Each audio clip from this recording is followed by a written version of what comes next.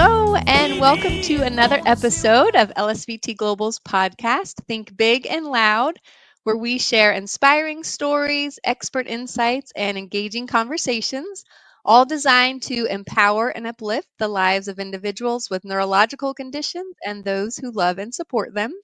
My name is Beth Peterson, and I'll be your host for the show. Today, I'm excited to have Leanne Smith, a speech language therapist in Scotland, with us to discuss an intersection of technology and therapy for Parkinson's speech treatment. Leanne is one of the speech clinicians pioneering the innovative coach approach, which is a hybrid model blending in-person and technology-supported LSVT LOUD sessions using the LSVT Coach software. So Leanne, welcome to the show and thanks for joining us. I'm excited to hear about your team's experience with this coach approach model. Thank you for having me. Yeah, well, great. And if you can just start by briefly telling us about your role as a speech language therapist and what you do. I'm an NHS specialist adult speech and language therapist, and I'm based in the community. So I see patients in outpatient clinic settings in their homes and in care homes. The people I see in treatment typically have progressive neurological conditions, for example, Parkinson's disease, multiple sclerosis, Huntington's disease, motor neuron disease as well, so it's ALS as it's called in some places. I also have a small caseload of people who stammer, and also a small voice caseload as well. So I would carry out swallowing assessments, language assessments, speech assessments, augmentative and alternative communication assessments, and of course LSVT assessments as well. So it's quite a varied and challenging but fascinating caseload, and I enjoy it because it's constantly evolving. You're always kept on your toes and you're always learning. There's always scope for learning and developing something new. So I just love it, despite it being very busy. Yeah, I was going to say it. You seem to wear a lot of hats and do a lot of different things. So that's exciting to hear all that you're doing. And I wanted to ask about what led your team to explore incorporating the LSVT coach into your LSVT LOUD treatment delivery. I think the short answer for that is the global pandemic. We had an established LSVT service up and running and had done for about 20 years. And it effectively stopped overnight with the pandemic. A lot of our community speech and language therapists were redeployed to acute patient settings, so hospitals, to help with the massive influx of admissions. Those who remained in the community were using digital technology to see and treat patients remotely, virtually at home. And it really, LSVT just didn't feature within those couple of years where we were essentially locked down. But in that time, we really upskilled our IT digital skills enormously. So we had to learn new skills quickly and apply them really, really quickly, almost overnight, to be able to still deliver some form of community service. But I think the outcome of that was we were much more flexible to change and to using technology as we come out of the pandemic. And we were kind of open to trying new things and doing things differently than we ever had before, because we've kind of been thrust into this position that we had to out of necessity, and all of a sudden we're like, maybe we can do things a little bit differently to how we had before. So that I think there was an element of change always there, or potential for less fear of change, and perhaps a sense of that as we kind of crawled out of the pandemic. But at the same time, Janice Bicken, Andrea Lowe, and myself, who collaborated on this project, all had our recertification training with LSVT due, so we did it online at exactly that time as we were transitioning out of the pandemic. And it just so happened that that particular round of LSVT recertification training was themed on digital technology and how you can use that to support the delivery of the treatment. And this was the time, it was perfect, and it was almost like a light bulb had gone off. We're like, oh, I didn't realize you could do this. This is great, This is like possible. We can use this. We can apply this. We can use this data to deliver care where we maybe hadn't been able to before. I think really the most important thing to come out of that training, and it was reference to a study or a clinical paper by Halpern et al. From 2012 titled Intensive Technology for Assisted Delivery of Intensive Voice Treatment, LSVT LOUD for Parkinson's Disease. And after sourcing that paper from our library service, we came to understand how LSVT and use of technology could overcome fundamental barriers to the intensive and the delivery of the intensive treatment protocol. It showed it was feasible for us to use interactive and assistive technology in treatment, and the results of that study showed that the participants in the study still made significant gains that were comparable with standard in-person LSVT. So like, didn't know we did this. We didn't really know this was allowed, but this is possible. And there's clinical evidence to suggest it actually might work.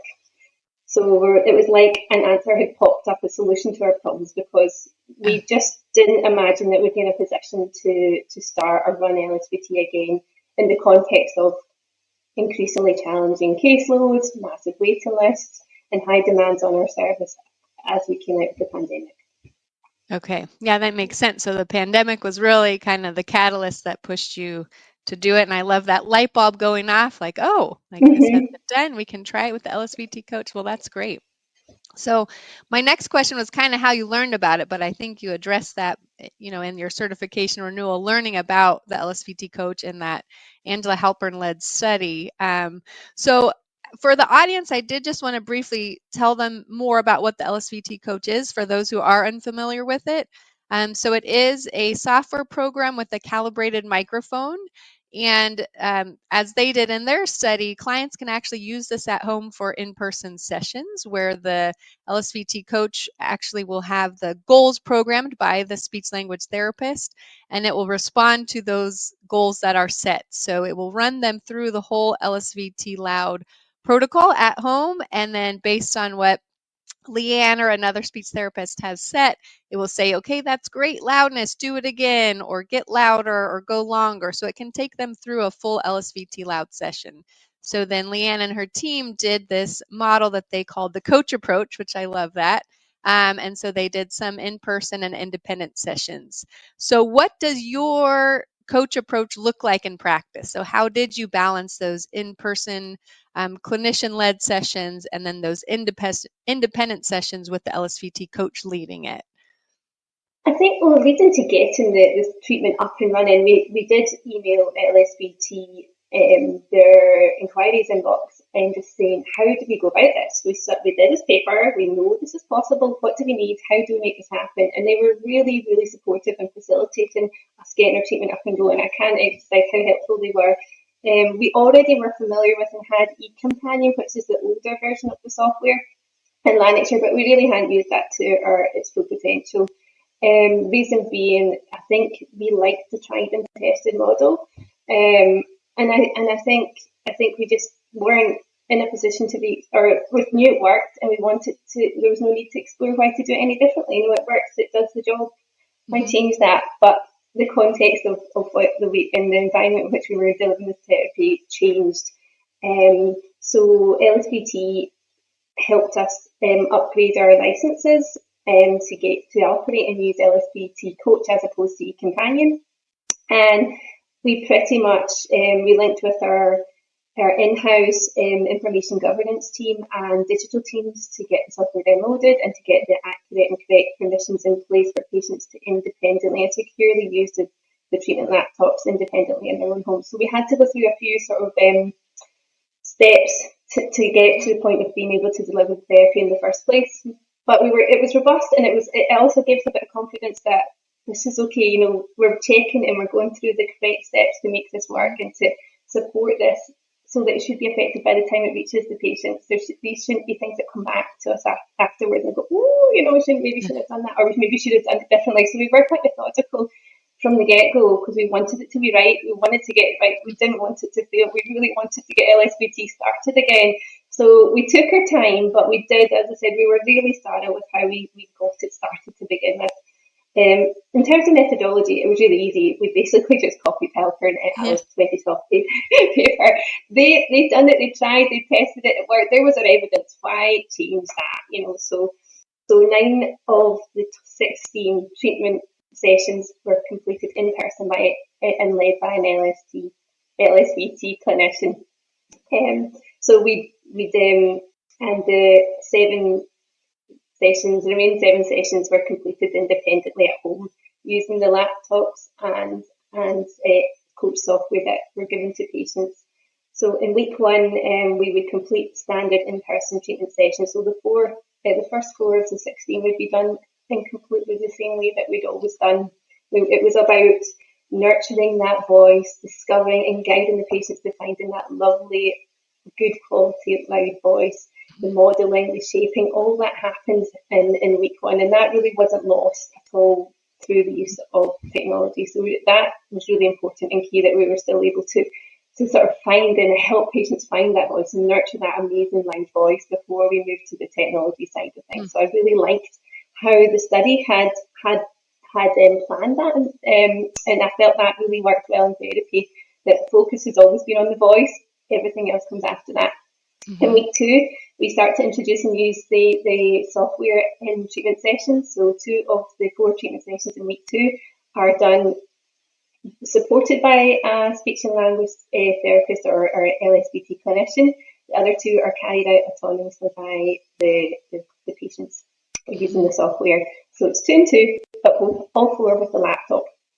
I think ideally, and I should add a footnote here, I think it's encouraged that you do it alternately, but because of annual leave, conflicting clinics, and I think there's a public holiday on our very first one as well. Oh no, we'd done all this planning and it fell on a public holiday that we had to have 2, just by kind of circumstances, have a few together and maybe a gap between some of the sessions, or bigger gap than we'd ideally have liked. But we kind of made compensations for that, thinking if need be, we can have an extra in-person session in week 3 or 4. There was always a bit of flexibility, particularly in the beginning, about making sure patients really got what they needed from the treatment, and that using technology was not going to be like a diluted version of that. We still really wanted to get the same results, the same outcomes, and technology we were using, the software, was going to enhance that, not take away from the treatment. And so we felt that worked, and we copied it.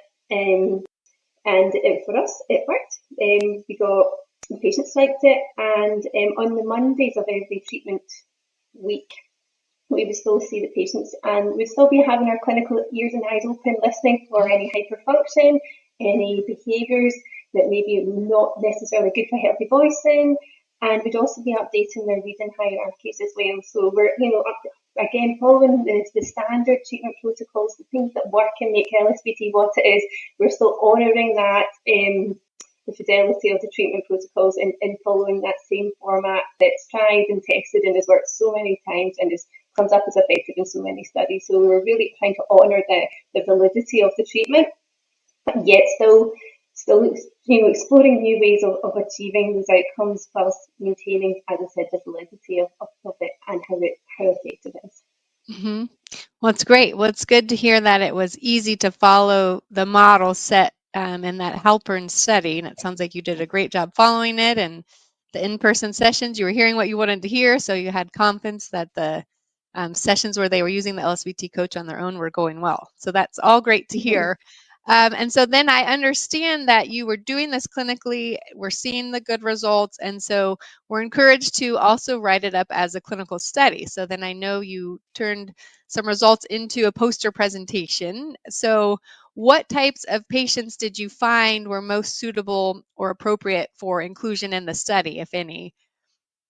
We used exactly the same inclusion criteria that we used for standard LSVT LOUD. We didn't change that. The only thing to change in our assessment and treatment processes was an application of the coach software. Everything else, the patients who we assessed, that was something that they would decide if they fancied being assessed for a treatment or wanted to explore LSVT. That was really at their discretion. We would provide them with information about the treatment option, how it works. We'd use the resources from LSVT. But in terms, if they so wished, assessment, we would carry it out and offer it to them in exactly the same way, using the same criteria that we'd always done. I think I mentioned and you mentioned there that it was never intended really to be a study or even a poster. We simply used and applied evidence-based findings from Halpern et al.'s paper to inspire, shape and restart our LSVT service. That was really the driving force. We wanted to get the treatment back to the patients again. The poster, the study and all the results really were came afterwards. So it's quite funny that I'm sitting here talking about a poster in the study, because that was not the dream or that the vision at the very beginning of this. In fact, it was we were just wanted to be able to offer the treatment again because we know it works so well. And the results and research just kept continuing to show that LSVT was effective in the treatment of voice in Parkinson's disease.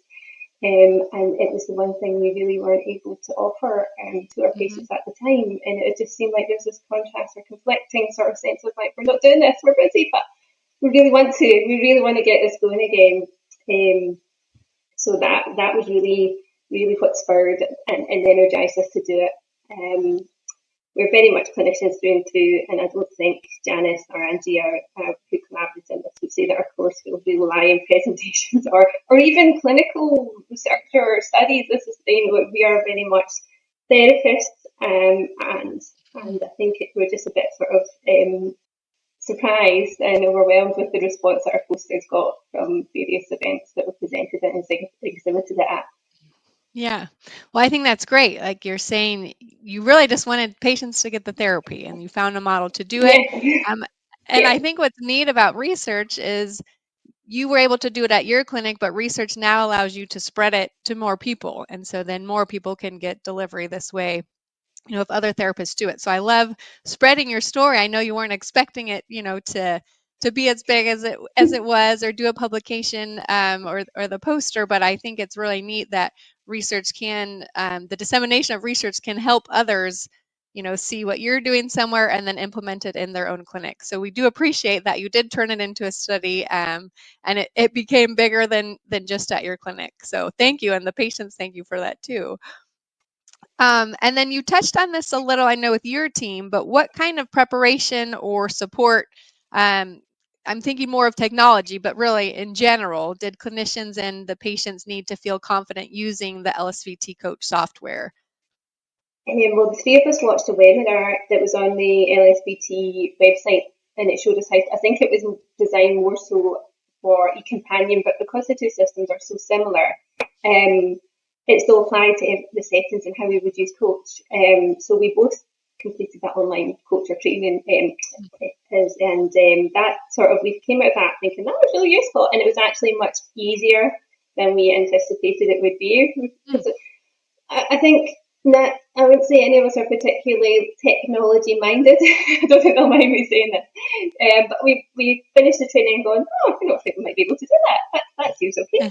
So I would say to any therapist who's not sure, a little bit, maybe got a wee bit of hesitation about doing something like this. It's much easier than it maybe seems or maybe think to begin with. And the training really sort of gave us that confidence that we could do this. So that was really sort of, again, like, so had there not been that, again, the best might not have happened. There's so many things that could have been a no if we hadn't had help and assistance from LSVT via the inquiries helpline at the very beginning. We might not have done this. But it just seemed like there were so many pieces to this jigsaw in getting treatment happen, and for some reason they all just seemed to slot into place. And we're like, right, okay, we've got the software, we've got the licenses, we've done the training.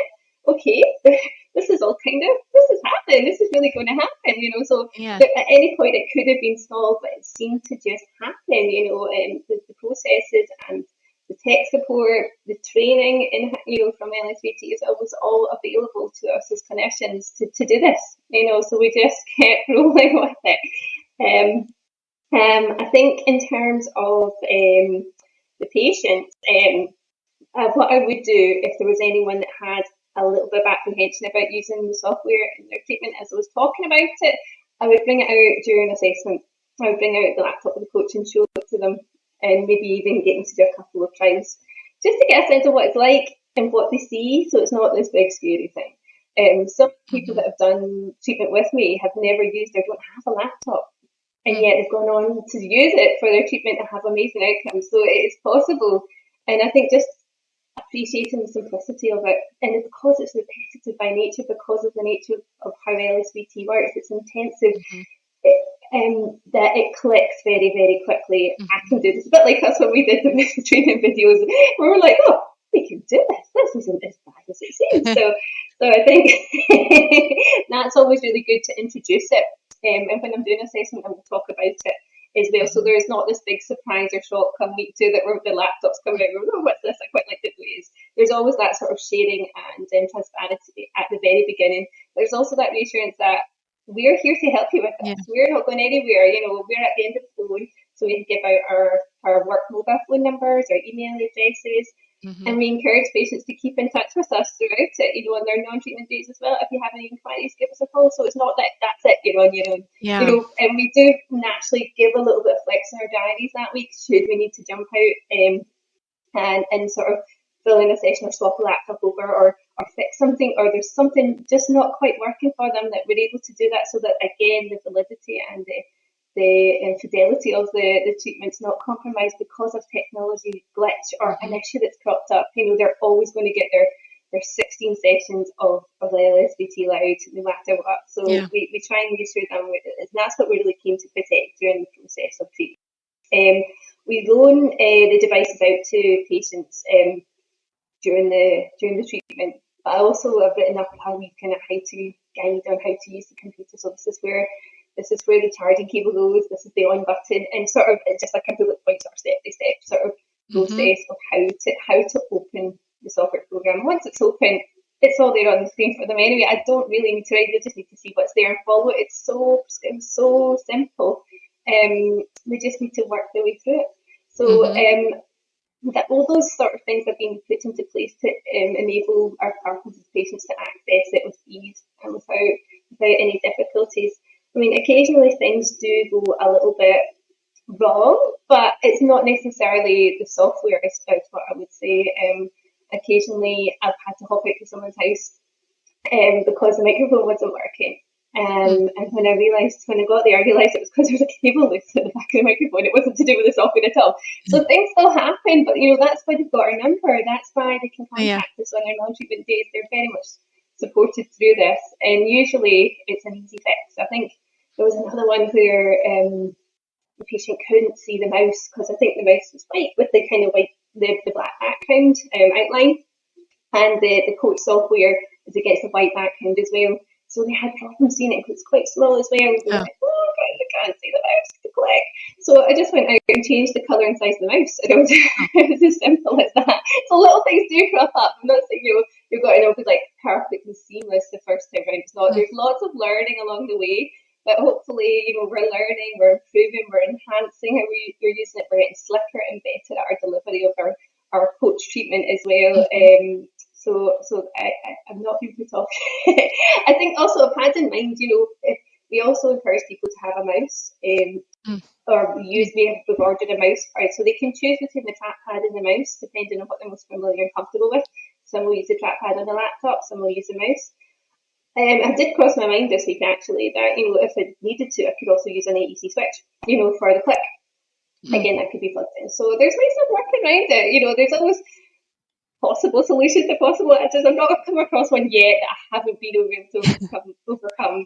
And I think the software is so intuitive. Once you get going, you're just like, I don't really know what I'm doing. I can work around this. And as I said, we're not especially technology minded, but we've been able to fix most things independently, or it's been a setting adjustment or something like that, or there's a target that's just not quite right, and maybe go in and fix it. It gives us a little bit of confidence and the patients that, maybe we've got more skills there than we realised or knowledge or did at the beginning of this process. So it's working well so far, and I think the patients have taken to it really, really well. Well, that's great. So it's great to hear you found it easier than you were expecting, and I love that puzzle pieces coming together and that you were able to solve any issues that came up. And so it sounds like overall it was pretty smooth learning the technology and utilizing it for the session. So that's really great to hear. One question we get from therapists when they're asking about how to integrate the LSVT coach is how to provide patients with the coach. I was just curious how you guys did that in the study. So did you loan them devices for the duration? Did they keep the LSVT coach after, or what did that look like? We loaned the devices to patients for the duration of the treatment, but they couldn't keep that. That was something that was sort of shared with patients at the beginning of the treatment. And we're coming out of treatment. They are all given post-treatment exercises and documentation with links to the LSVT website and resources on it, should they wish to sort of do that. bring that Mm-hmm. forward and continue on with that independently. I really feel at the end of their treatment they have the skills vocally and the knowledge to continue to go on and be their own therapists. And should they wish to access supportive tools, whatever that may be, to support them with that, then so be it. But I feel like we've guided them there, and they continue to self-manage with these wonderful voices, practicing daily. So that's how we leave it in terms of our clinical role. But we might stop, but the treatment continues. But they do that by themselves autonomously and happily as well.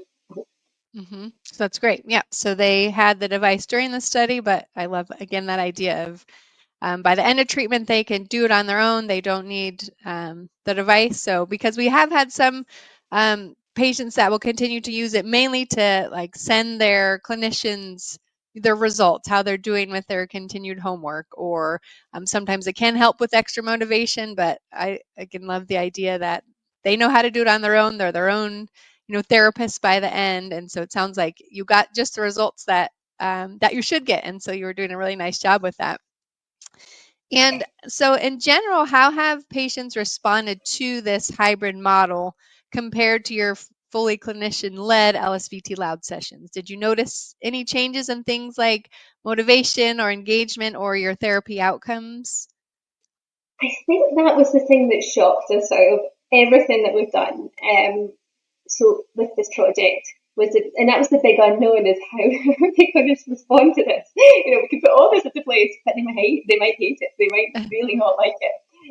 But I have to say, every single one of our patients that have completed their LSVT treatment with support coach have enjoyed it. They really like it. They like the software, they like the accessibility of it, they like the autonomy it gives them to carry out their sessions, their laptops, or coach sessions independently at a time of their own choosing. They kind of feel like observationally like it empowers them a little bit. We mentioned about becoming their own therapists. I feel like through the support of the coach, they definitely, that sense of commitment and the buy-in to treatment is much stronger perhaps. And there's a better awareness that they are responsible for their treatment outcomes, not necessarily the clinician. Yes, we guide and shape and help develop these beautiful voices, but the maintenance of that and the outcomes at the end of the day, it really rests with the patient. And I think that awareness really sort of is encouraged through the coach thinking, I've got to do this. Yes, I can follow these instructions, the verbal feedback. It will prompt me, it will motivate me, it will lift me to go louder, higher. But at the end of the day, I need to do this. So I feel like there's a stronger sense of, I own this. This is my therapy, and I own this. I can determine the outcome of this. So that's been a massive surprise how strongly they've got on. I think with the standard treatment, it was very much we were leading that. We were sort of not deliberately so, but almost in charge of the treatment. Yes, we'd use resources and themes that were of interest to them, but I feel like the balance in that relationship, that sort of patient-clinician relationship, is sort of more even with the application and use of technology, and I love it. I really like to see this confidence, and that sort of another part of come be unveiled, through treatment. You see them like switch on and go on, and I kind of sit there and go, I'm not really doing very much today, am I? But I love it. I love to watch them in action and just flourish as they do their exercises with very little input from myself. And to kind of make jest about that as well, which is great. In terms of motivation, I think I've said this already, but the visual feedback that patients get and the audio feedback as well definitely gives them a boost, and they kind of enjoy it. It definitely adds another dimension to the treatment. We have a lot of giggles, and I've seen a few start arguments with Angela's, coach voice. So they'll say, "Oh, I think she's in a bad mood today," or "I think she's getting angry with me."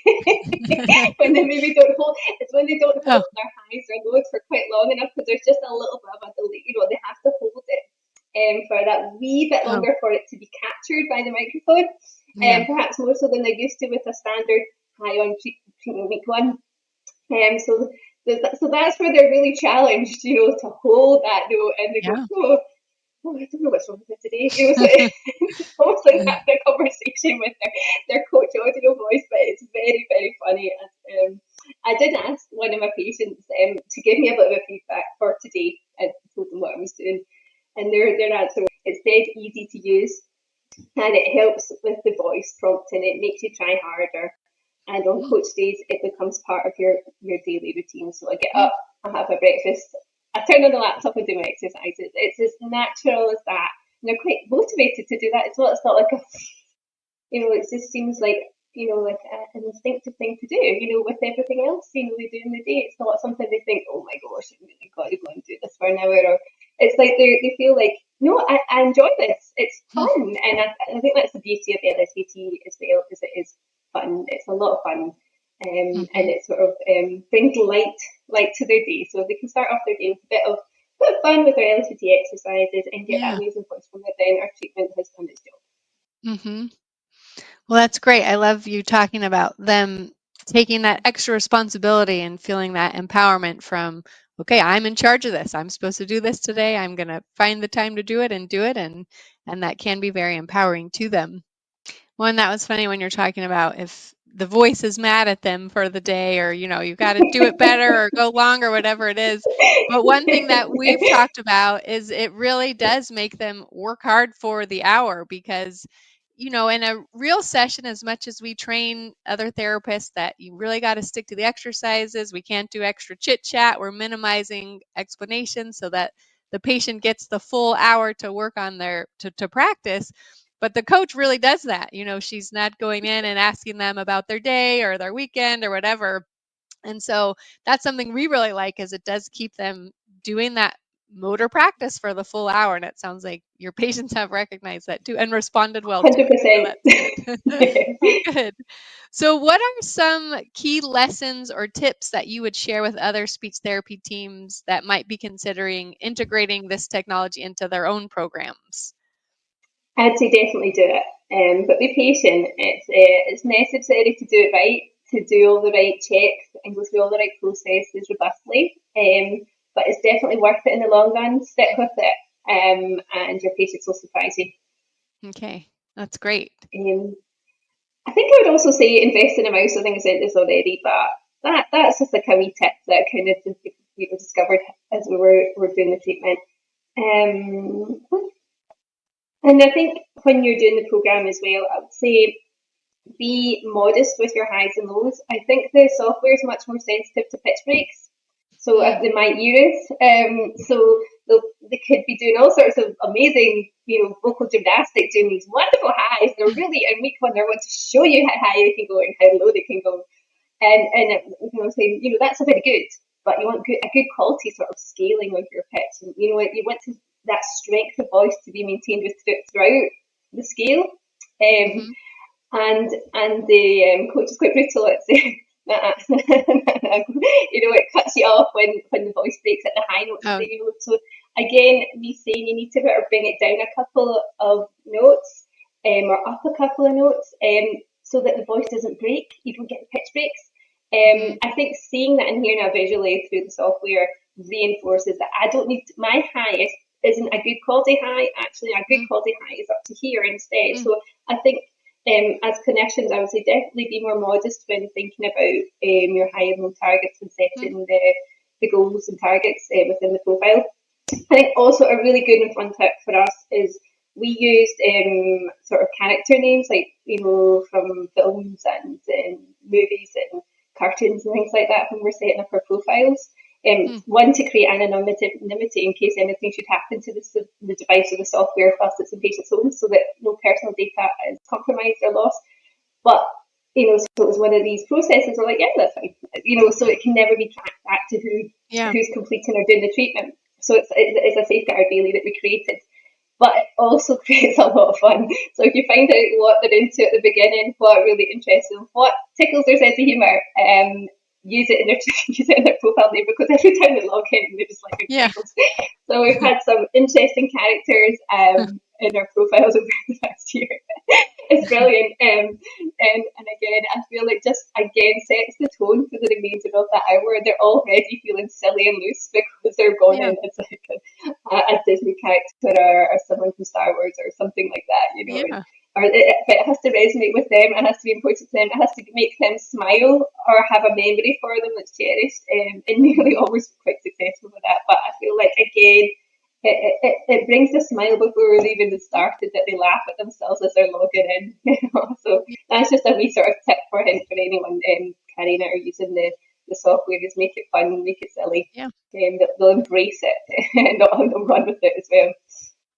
That's great. I think that's a great tip. I'll have to use that instead of my boring initials or a number. I like that it sets the tone. That's great. And I can tell you guys have had a lot of fun with it. And I imagine this is spreading to the patients, and you've talked about that too. So just having fun. We want the treatment to be fun, and it sounds like you have done a wonderful job making it fun for the clinicians and the patients. Well, and then my final question, I just wanted to kind of ask what's next for your team and this model. So, how do you see technology continuing to shape speech therapy for people with Parkinson's? Well, we're continuing to use a coach to run LSVT, and we kind of have a running rolling program of this. So at the very beginning of this podcast, I kind of talked about my sort of various roles and responsibilities within the organisation. Mhm. Those don't and haven't changed and aren't going to change. I'm always going to have conflicting roles, but I am able to do and sort of see those client groups as well as deliver the LSVT when I'm using coach without compromising, without one patient group going without treatment or waiting extra longer. I feel like I've achieved a balance now, and we're able to achieve a balance within our organisation. So that's not just necessarily myself, but my colleagues as well, who are LSVT clinicians as well, are able to run effective treatment for people with Parkinson's, hooray, as well as assess and treat our other patient groups as well, because they are as important to us as well. So I feel like we're somehow managing to get the balance, and it's not diminished our waiting times either. So when I'm doing LSVT coach, there's not this sort of backlog of people waiting to be seen. That there's not that. I feel like sometimes I think my colleagues have said they don't even really know when I'm doing or running coach treatment, because it just kind of it slots in nicely with everything else that I have to do within my Yeah. my weekend with clinic week. So it's not like a big thing now that everything else must stop for LSVT. Actually, it fits in nicely with all our other roles, and it's really nice. It's the highlight of my week. I love doing LSVT. It's so much fun. It doesn't feel like extra work. Yes, you might have a lot of hours to do, but when you're doing it, you just see the results. It's so uplifting. So as a therapist, that's just amazing. You just get this boost from it every time you do it. Yeah. Well, good. Well, great. Well, thanks so much for sharing about the work you're doing and the study and your enthusiasm and passion. It's very evident as we do this, conversation that you love what you do, and I appreciate you working hard and spreading the word to other therapists too who may be interested in this model. So I was just going to close with some credits to make sure that we're thanking the people that should be thanked. So again, a big thank you to you, Leanne Smith, so a speech language therapist in Scotland. Thanks so much for sharing your work with us. I'm going to put a link to your poster in the show notes so that people who might be interested in looking more specifically at the work that you did can see that and see the results. I also want to mention the theme song that our viewers are hearing at the beginning and end of the episode. This is a song called Think Loud for Parkinson's by Kindred Spirit and Leo Sayer, and it's a song and video inspired by LSVT LOUD speech treatment. It was developed to raise awareness for Parkinson's worldwide, and it's available for download and streaming on all major music platforms. And proceeds benefit the UK charity Cure Parkinson. So I'll also put a link to that video in the show notes. I want to thank our production team, CS Design Studios. So they help do all the behind the scenes work to get the podcast out and published. If you're interested in learning more about the LSVT Coach, I'll also link that in the show notes. And to learn more about LSVT Loud speech therapy or LSVT Big physical or occupational therapy, or if you want to locate therapists in your area, I'd encourage you to visit our website at lsvtglobal.com, and I'll also include that link. And then I encourage you to click subscribe wherever you get your podcast so that you never miss an episode. And we look forward to thinking big and loud again with you next time. Yeah, yeah.